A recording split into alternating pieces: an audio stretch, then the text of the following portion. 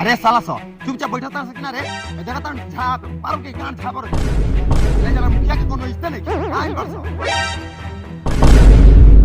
ए साले आई बड़ा तो इज्जत ला बैठ जा तो ऐसा मारम गाड़ में गोली डॉक्टर मोची कोनो चियाई ना साले गाड़ जमीन में बैठे तो सटा के तो देखा था कि ना मारम चट्टा साला तो मुखिया का बॉडीगार्ड साला दोगला बारसो अरे ये कर से बढ़िया तो हम थाना में गई रहती जौन हमार बेटी मिल जाए मुखिया जी हाय बहन चोदवा के लंगवा बेटा हमार सुंदर फगुनिया के भागा के ले गिल बा कह दी हमार बेटी के सही सलामत पहुंचा दी ना तो एक एक बार बिन लम हम। अरे सरावा अरे हम तोर बेटी के लेके कहां से दी रे अरे साला तोर बेटी साला हमार लंगावा के साथे रलिया मनावत होता हूं अरे 9 महीने छोड़ के देखना उन्हें से नाती पोता खेलत होता हूं देखो तने मुखिया जी दोनों अपने में बहन चोदवा ले तरह से हां देखो तनी साले के मार दे गाड़ में गोली साला सब फैसला अपने में कर ले बसंत हमें के गाड़ में रखा दे पे मुखिया करो कुछ पूछते नहीं खे मुखिया जी गाने मरवा ली का फैसला कइली बा अरे टूटे बिकाओगे लूटी मिर्गी कहां लड़ तो कले बड़े ठीक तो कहत है होय साला कवना का बेटा रे साला के जबान बड़ा तेज चलता साला के उठा के फेंक दो मीटिंग से बाहर अरे कहां का बड़े अरे बाबू मुखिया के तोनी कोई इज्जत नहीं के साला बार भाई इज्जत नहीं के हमर सूतल झाट के बार उठबे ना करी हमरे गुठा लेवे जा मुखिया जी ज्यादा बोलता ई तो साला हमरो से 20 बा अरे साला हम तोरा झगड़ा फरियावेला लाइल बनी की झगड़ा लगावेला साले मुखिया के सामने आता ना बोलो तारा साले गोली ले उड़वा दी चुपचाप रहना तो मुखिया जी हमार बेटी कहूं से चाही त समझ ली अरे साला हम तोर बेटी कहां से लाके दे दी पैदा कर दी आए 10 दिन के टाइम दे तो हम तोर बेटी के खोज के लाके दे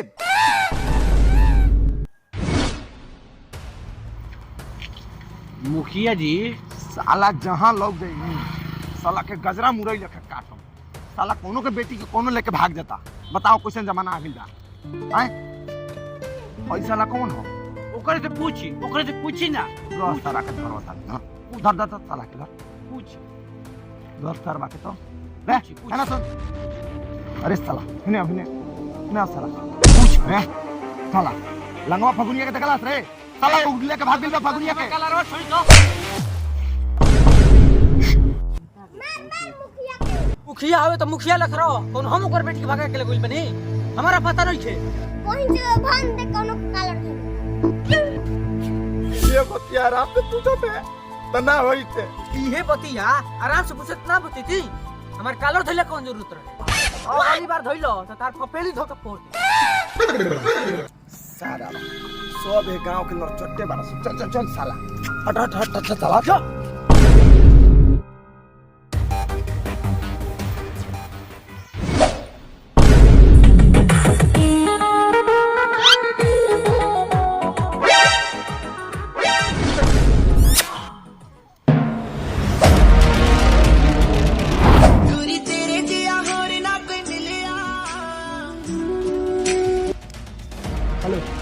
तो मुखिया जी हां फगुनिया लंगवा जे जंगल में मंगल बना होता सन का मुझे मासन साला को मुझे पकड़ के रखिए हम अभी भेजा तनी अपन दूरो गार्ड के ए साला सुन रहल बड़ा सा साला जल्दी से फगुनिया के पकड़ के लावसन साला लंगवा उजा रोमांस कर रहल बा आवत तनी हम ओजे रहिए तू साला सुबह से एगो दाना नहीं खा गइल मुंह में आवत रलिया बनावत छोड़ा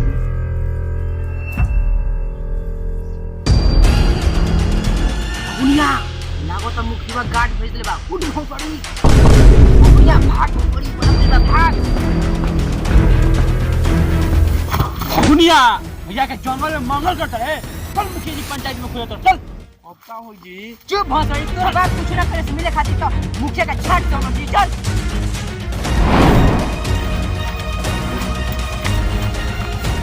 खला मुखिया भी चल के भोसड़ी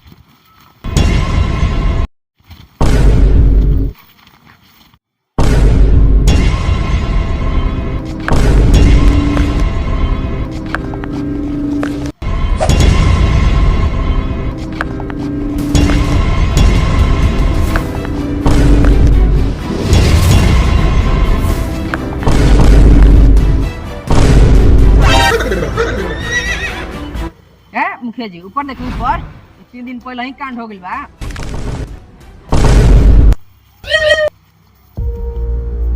मुखिया जी ढेर बोलता कहीं तो अभी निपटा दी हो। ए गजरा मुरे जो निपटा दीजिएगा। आशिक है आशिक, अगर ना मिली फगुनिया नु तो पूरा समाज के गांड मार कर रख देम। मुखिया जी रहो।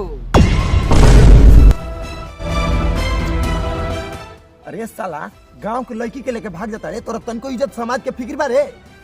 ए लाड़े फिक्र रही, सारा के तो पैसा बाचो। ए कौन सरवा के? ए होये भोसड़ी के बाप के। ए लाड़ मुखिया जी रहो तो बेटिया भागल है रहे। साला ढेर घर के मामला में मत जो, ना तो यही घर तोर बरोबर कदम पूरा दे। लाड़े खिसेल बड़ो हमरो बियाह करवा दे फगुनिया से, बिना पैसे ले कर ले हो।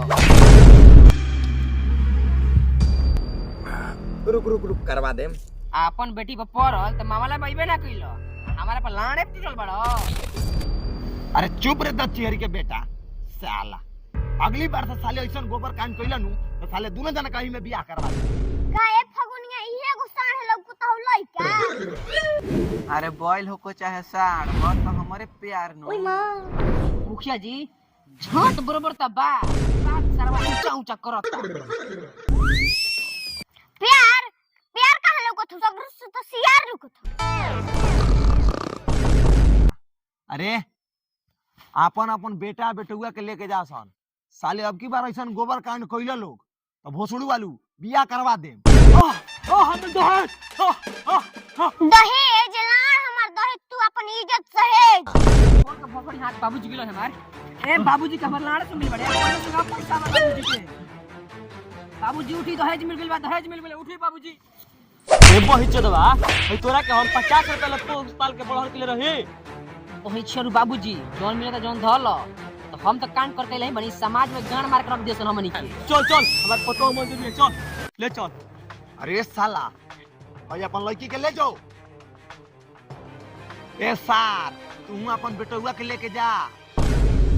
हां ले जो तोरा 9 महीना बाद हो जबो जब लड़किया मोटा हो के बो। मेरे बोलो तेरे बिठाला के बेटा समझ ले। अरे सारा ससुर ना रहत तो लाड़े पे कुदा कुदा मरतो। साला बिठाला के बेटा ढेर